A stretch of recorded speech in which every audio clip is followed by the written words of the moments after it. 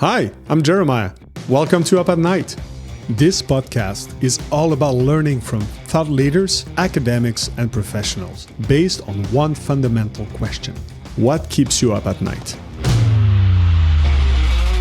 Welcome to Up at Night. Today I'm thrilled to be joined by two amazing human beings, which I had the chance to see last week during eTail conference, Elizabeth and Leo. They're both in charge of an incredible podcast that just got launched, eTail Unplugged. And they're also the people behind the scene who organized the eTail conferences. I was at eTail West, big conference, a lot of work behind it. So thank you so much for joining me today after such a crazy event. Let me ask you, how are you both doing? We're okay. We're still here. We're still alive. I think having a good week. It's a little bit slow. We're just kind of, clearing all of our things from last week, but I'm feeling pretty good. How are you feeling, Leo? No, yeah, definitely. I mean, we definitely took some time for some R&R after eTail Palm Springs, but we're already focusing on our next show, right? We have eTail Boston coming up, eTail Toronto as well. So that's where our focus is at the moment. Yeah. Already moving. I want to jump right into it. Both you, Elizabeth, both you and Leo, how did you end up in this specific career? What brought you to this point where you're managing such incredible event and just, what's your journey? Well, it's an interesting story because this goes back to 12 years ago. So Liz and I, we started literally the same day, remember, in the office at WBR. I was a production assistant 12 years ago for eTail Palm Springs in Boston. But yeah, it's been a full circle moment. Now we're literally producing the show and everything. But yeah, it's been 12 years. So it was the first job that I took out of college. I've been at WBR, and just the company that puts on eTail for 12 years, which is crazy. It was funny. I was joking with our boss yesterday. We're switching offices.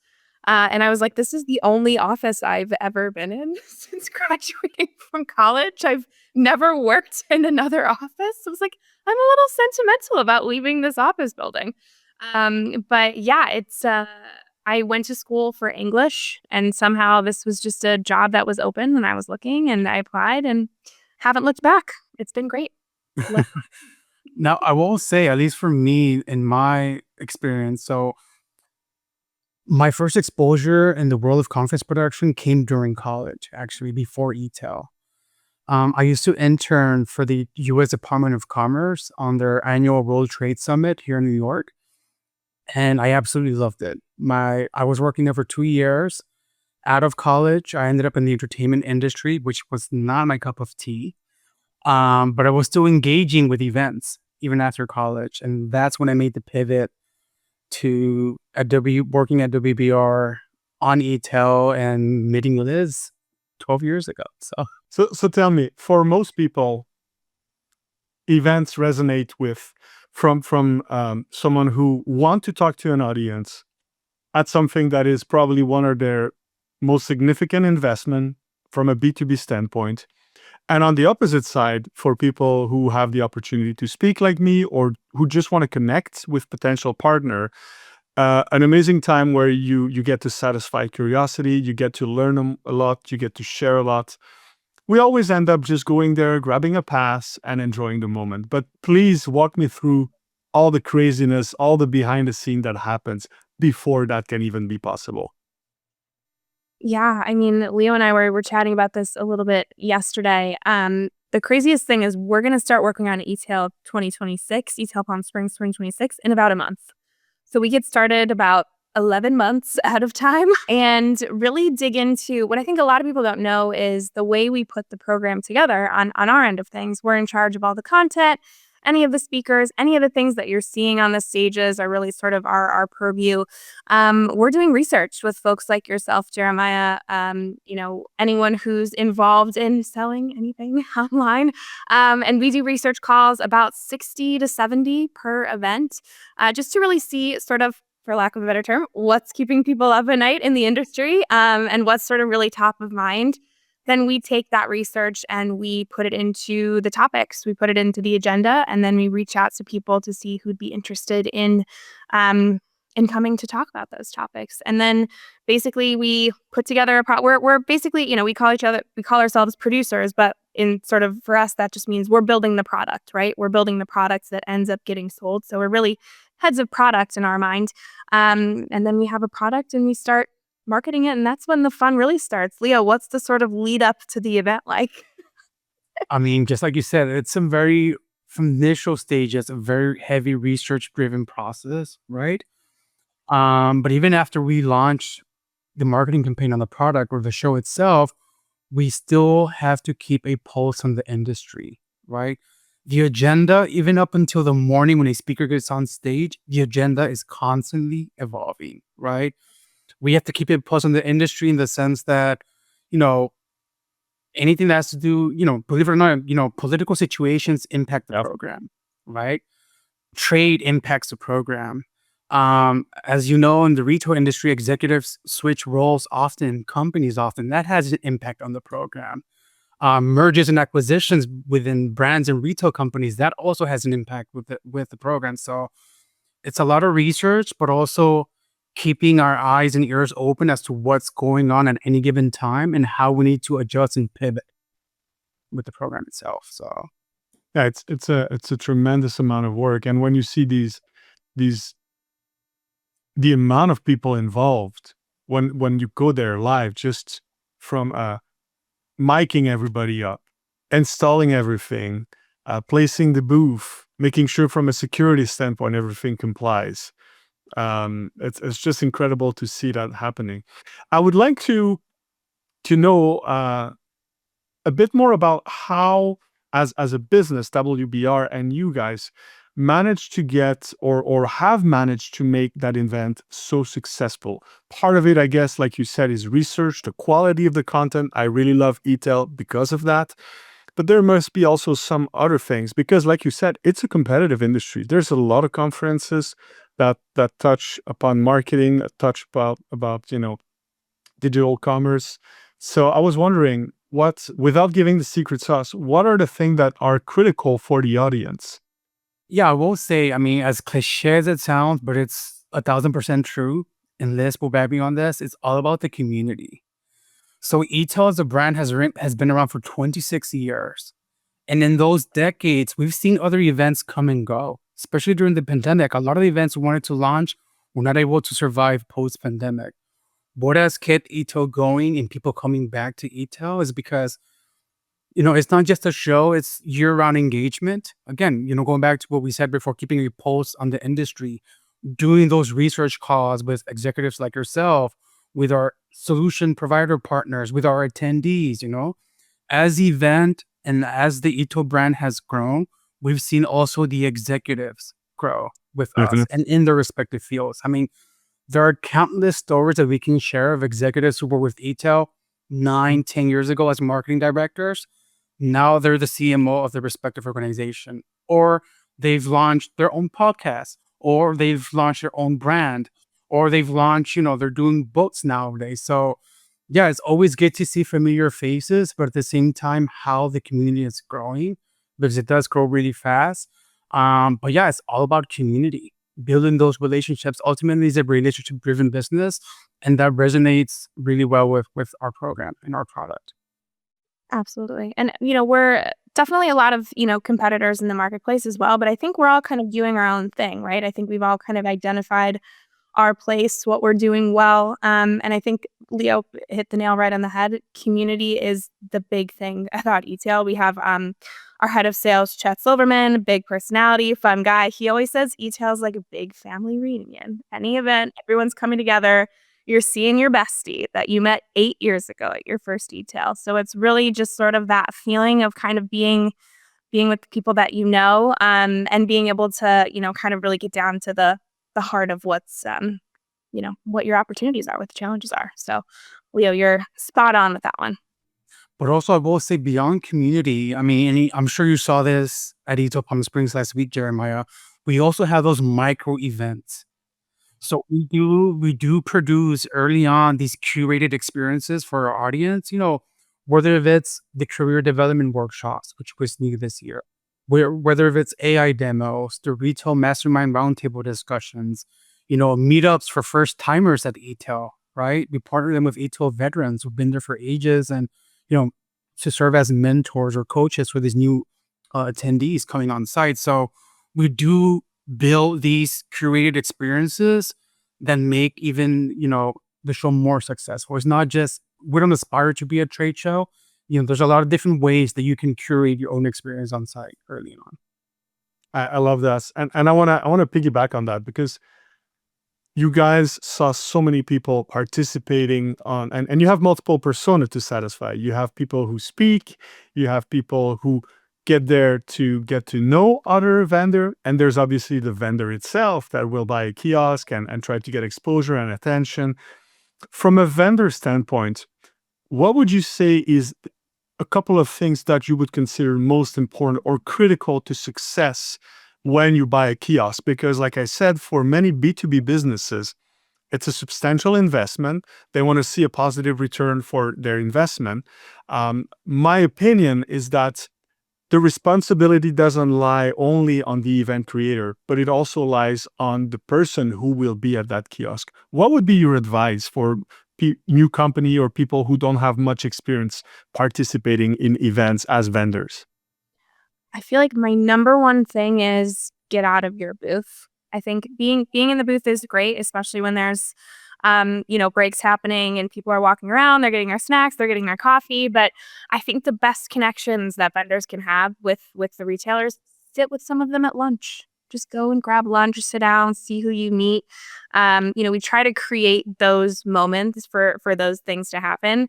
So I think that's my number one piece of advice, is really just try to have some conversations, try to find some natural moments, and invite some people to dinners, invite some people to lunches. That happens a lot too.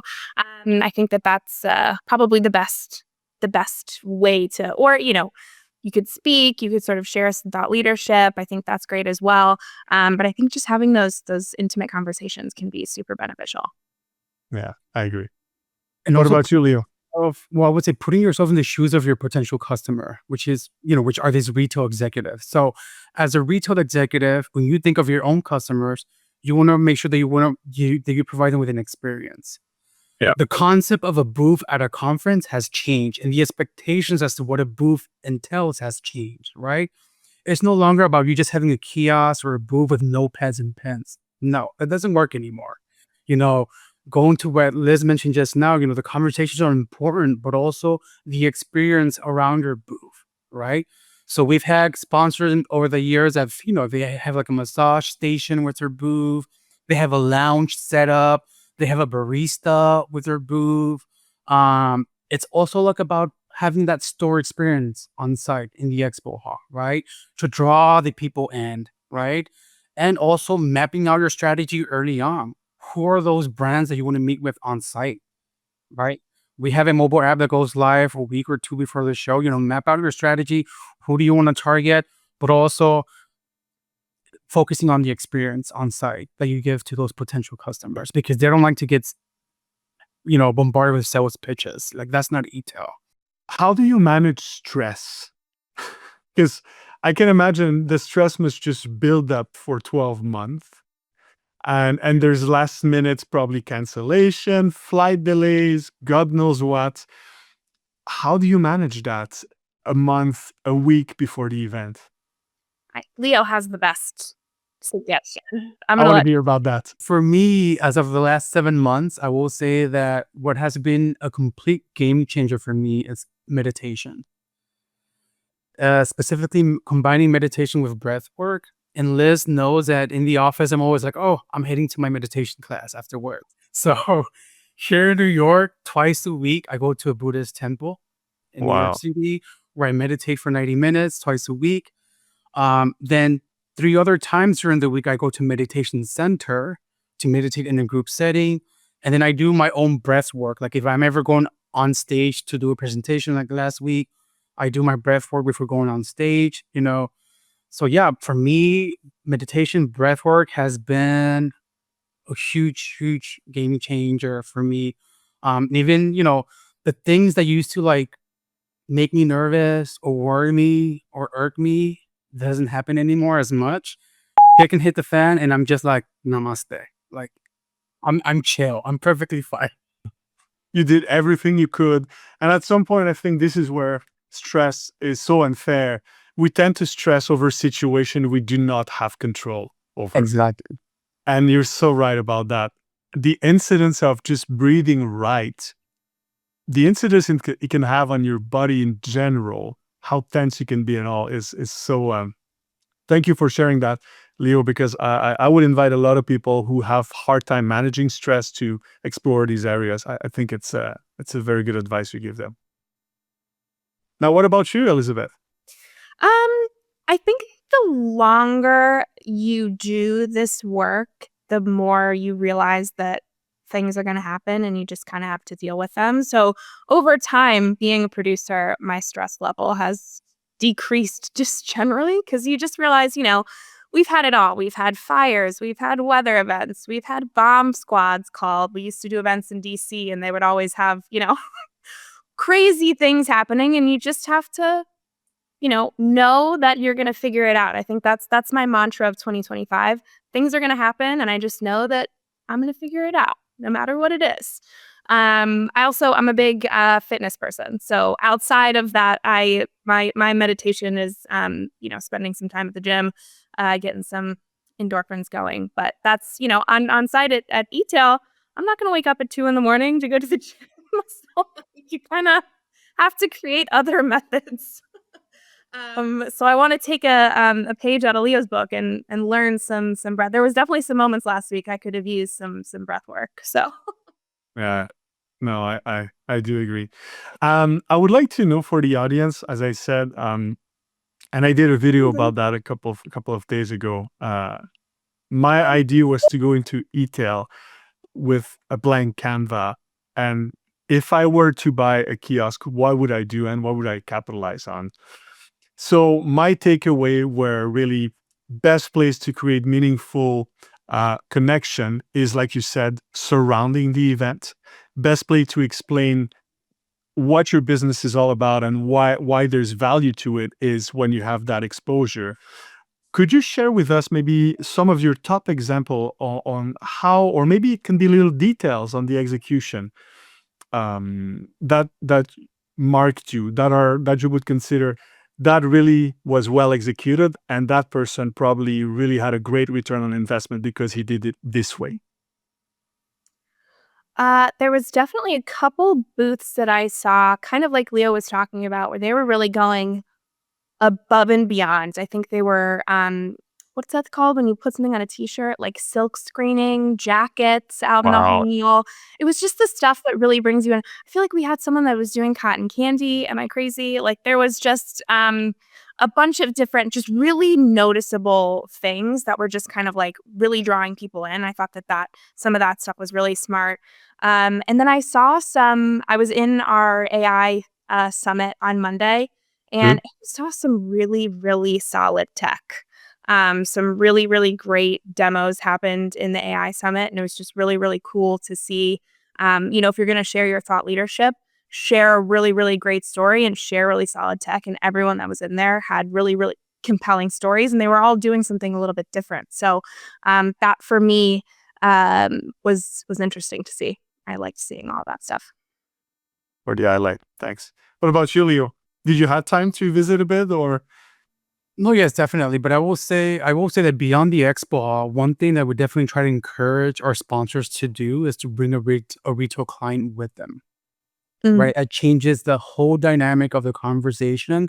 And that is something that is very well welcomed by the audience, right? Like whether it's a booth in the expo hall, whether it's an AI demo, or whether you're doing a keynote or a roundtable, if you're able to bring an actual case study or retail client with you to share that story, okay, how did you guys partner? How did you build that trust and that relationship, right? Yeah. What are some of the learning curves? Because again, these are things that are going to benefit the retailers in the room, right? So we always try to encourage our sponsors and our partners, bring a client with you. And that goes along with what we're preaching, often not necessarily doing. And that's shifting the conversation from being a technical conversation to storytelled through one person experience working with us, right? I think it's so important. Thank you for sharing that, Leo. I really think it's something that adds a lot of value. Now, could you please tell us a little bit about, I would like to know about the mission and vision of eTail going forward. Because like you said, you've been there for many years, one of probably of the top 3 conference I can think of. And what's next once you reach that level? Yeah, so we just actually had a bit of a rebrand with eTail. Very, very exciting. We're all super excited about the new vision. Our goal, we've always had a research arm of the business. It's called our insights division. And what we're looking to do, what we're expanding to do is really kind of create this year-round community. Obviously, we've got Palm Springs, Boston, Toronto, our London event. We have our Connect events that we run as well. So we have a whole suite of events that people can attend, but we also want eTail to be the place where people are finding their up-to-date research.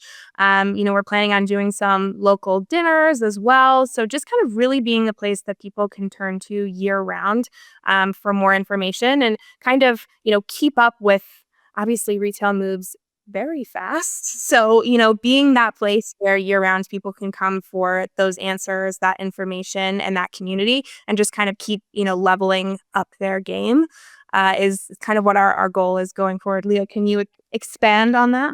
Oh, it's definitely a whole new era, right, Liz? It's a whole new era for eTail, and we're excited about it. And like Liz mentioned, yeah, increasing those touch points with our audience, with our community. And just listening to them, like what keeps you up at night? What do you want to see at our next show? Or, one of our latest and most recent launches has been the eTail Unplugged podcast, right? And that's where we're able to interview executives like yourself, as well, on the human behind the brand, Yeah. right? There are several, like in all the research calls that we have, we learn so much from the folks that we research with and then we interview in those conversations, right? Like the pains of a founder to launch a brand. These are stories that necessarily don't get said on stage, but we're showcasing that through that eTail Unplugged podcast. So there's a lot of new things coming into play. The whole rebranding, new logo, website redesign. So it is eTail 2.0. Wow, that sounds exciting. Oh, yeah. Oh, yeah. We have a lot coming down the pipeline. It's going to be an exciting year for all of the events in the portfolio. So we're super gassed about it. So one question I would like to ask you is expectation from every front are probably increasingly going higher and higher and higher. What keeps you up at night about that? How can you manage these expectations? That's a great question. I think one place where we've always found a lot of inspiration and, something that really kind of keeps us grounded is our advisory board.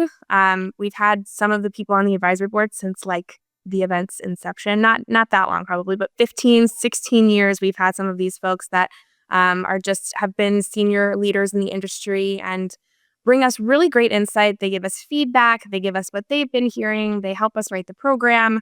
It's just a really strong group of folks. So they definitely help us keep a little bit on, the pulse of what's going on. The other thing I would say when it comes to expectations, who we haven't mentioned yet, our meeting planning team who do all the logistics of the hotel, any of the food. They work with all of our sponsors. They invite everyone to lunches, to dinners. They are rock stars. They're superstars, and they every year level up their game so intensely that they're doing things we've never even thought of. They're coming to us with ideas. So they're sort of really at the forefront of keeping the event experiences going forward and really kind of continuing to level us up. I can see a return of the pendulum where a lot of new events emerged during the pandemic because I think people were opportunistic that digital events would work better than in-person events. I always thought that wouldn't work for long. I'm happy to see that I'm right. From what I see, humans are craving more and more that connection. Is it something you see as well in your events? Is there any statistic that shows that these in-person events are going to become, again, the norm, and the digitalization is more of an ecosystem built around it? Or do you think there's space for both? What's your view on this? 1,000%. I mean, just for eTail this year, we had our largest audience in the event's 26-year history. I mean, that speaks for itself, right? People are yearning to be in person-to-person networking. But with that, we also take into consideration and we analyze our customers' behavior. How do they digest content nowadays? You mentioned the pre-pandemic. That was a challenging time for the entire conference industry, right? Regardless of eTail or not, like we all had to just take a seat. What's going on? If you had a show already produced, okay, should we move forward or no, we have to cancel? Yep. How do we pivot from physical in-person events to a virtual event? It's completely different because you cannot have a virtual event for 3 or 4 days like eTail Palm Springs. No, you need to break apart your content into different 3-hour segments across multiple weeks. So yeah, the brand has been evolving, but at the same time, we're also keeping an eye out. Okay, what are the customers expecting from us? How are they learning about eTail? A big focus for us this year as well is having more video content on our social media platforms, primarily LinkedIn. That's right? great. Having those short form type of content as well, because just how our audience, just how our retail executives engage with consumers, we're also mimicking that. We're also doing that as well. So you probably have the most amazing capacity to create meaningful content. You have some of the most amazing conferences, speakers that have a great story to tell. So I can imagine this can be repressed and digitalized and used on social media and platforms. So that is true. You're right. So much opportunity on that end. Yeah, that's funny that you mentioned that, Jeremiah. We were definitely sitting on just like hours and hours of footage of just fantastic sessions that we weren't sharing. And finally, someone was like, hey, maybe we should put some of these on YouTube. We were like, yeah, great idea. Absolutely. But it took a embarrassingly long time for us to come to that decision. But it's, we're working on it. So we're getting there. All right. All right. We're almost out of time. One thing I would like to do last is for you to have an opportunity to talk about the upcoming events. Also, obviously, there's the eTail website that people can go to. WBR makes, I think, also a lot of different events amongst different industries, so people can probably check that out. But if anybody watching this podcast is in the e-commerce world and the direct-to-consumer world, where can he go to possibly join us at eTail Boston? Yeah, absolutely. Leo, you want to start? I feel like your event's coming up next. Yeah, I mean, we have eTail London coming right around the corner. Cool. I just launched, that's going to be in June. I just launched production on eTail Toronto, which is going to be in October. But, simply Googling eTail is going to come up. Our entire event calendar, our East Coast show, eTail Boston, right at the end of summer in August. So it's eTail all year round. Our Connect events too. Just want to mention those in May and in September. Those are great for super senior level executives. You're looking for a little bit more of an intimate connection. Those are fantastic too. So would recommend. Amazing. And I would encourage everybody also to give it a try. eTail Unplugged, really good podcast. I was super happy to be part of it. And I hope it's going well on that end too. Yeah, absolutely. Yeah, we're enjoying the podcast. It's super fun. It's a good time. Awesome. Well, Leo, Elizabeth, thank you so much for joining me today. If people have more personal questions, LinkedIn is probably the best way to reach out to you. And thank you once again for joining me. Thanks, Jeremiah. Thank you, Jeremiah. It's always a pleasure. Thank you so much for being part of the Up at Night family. If you've liked what you heard today, don't forget to rate, follow, subscribe, or leave me a comment below. New episodes of Up at Night drop every week. Make sure you're subscribed so you don't miss a single episode. I'm Jeremiah Curvers. Until next time.